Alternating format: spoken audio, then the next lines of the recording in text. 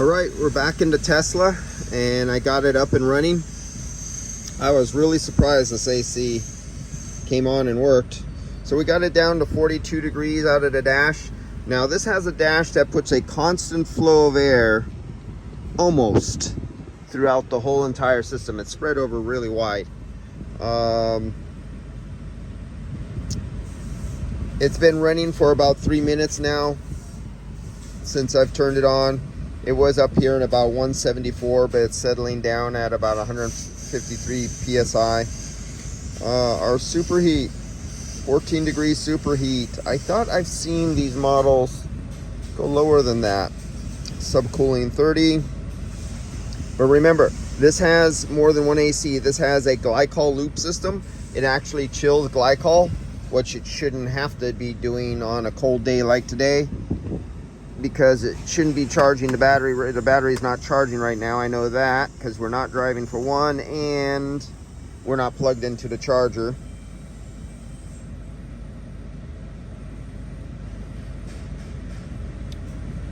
Where we at? There we go.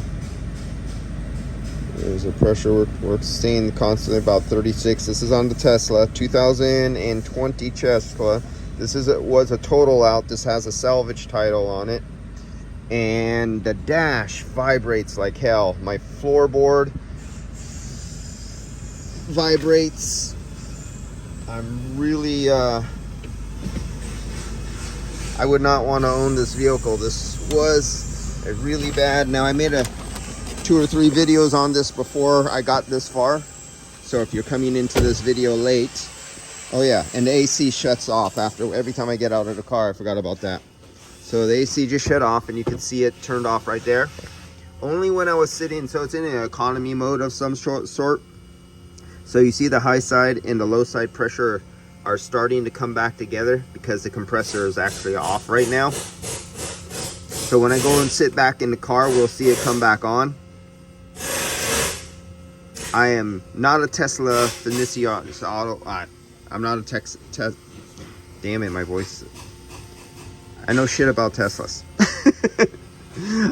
More than the average, but okay. So here's our plate heat exchanger. Here's our electronic expansion valve and controls. So you have a multi-wire because it has to sense position and it has to move the pintle up and down to vary the input of refrigerant into the plate heat exchanger. And you can see that pressures are coming closer and closer together as the high side and low side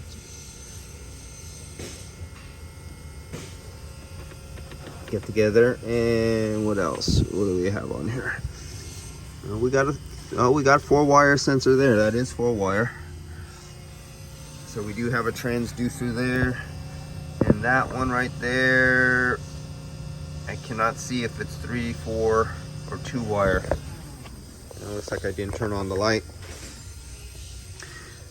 This one right here, that is going to the evaporator in the car. So this hose going down, goes around, comes back up here, goes into the vehicle. So that's for your passenger. This, where you see this T right here, this T off right here, that's for your plate heat exchanger. This is coming from the condenser. This is going to the condenser. This is the high pressure discharge right here.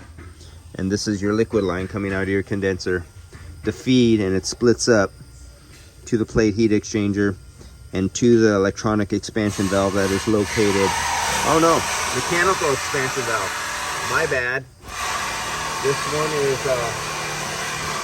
you see right on the top there? That's an old-fashioned plain Jane expansion valve. Nothing fancy about that one. So let's watch me. As soon as I get back in the car, you'll see this turn back on again.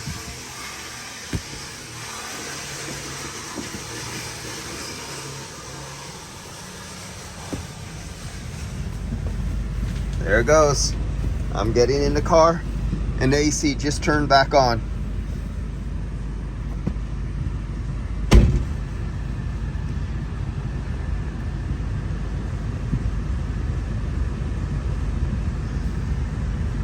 Okay, so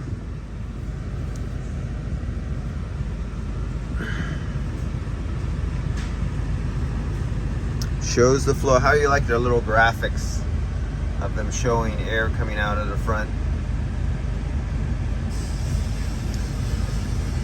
In the rear,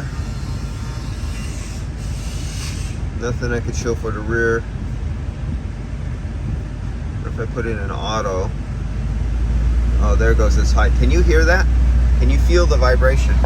Here, I'm gonna sit the camera right here because it vibrates a lot right here. Tell me if you guys can hear this.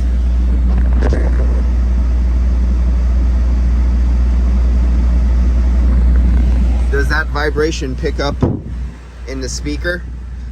Well, it would be good if I placed a glass of water here. You would see the oscillation, the harmonics start the little rings inside water. You would see the top of the water vibrate if I was able to put a glass of water up there. I mean, the center console is shaking and everything.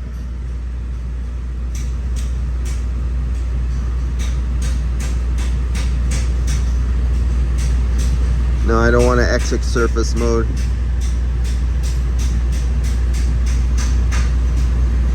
Service alerts, service settings.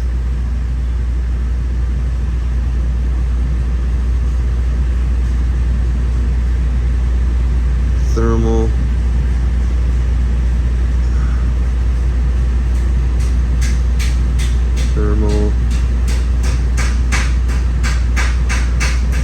I want more time to play, but I got other jobs to go to. So this is our experience in a Tesla that was in a total out. It's in a service mode right now. And as you can see, we're up here at now we're at 190 PSI. Down to 25 PSI.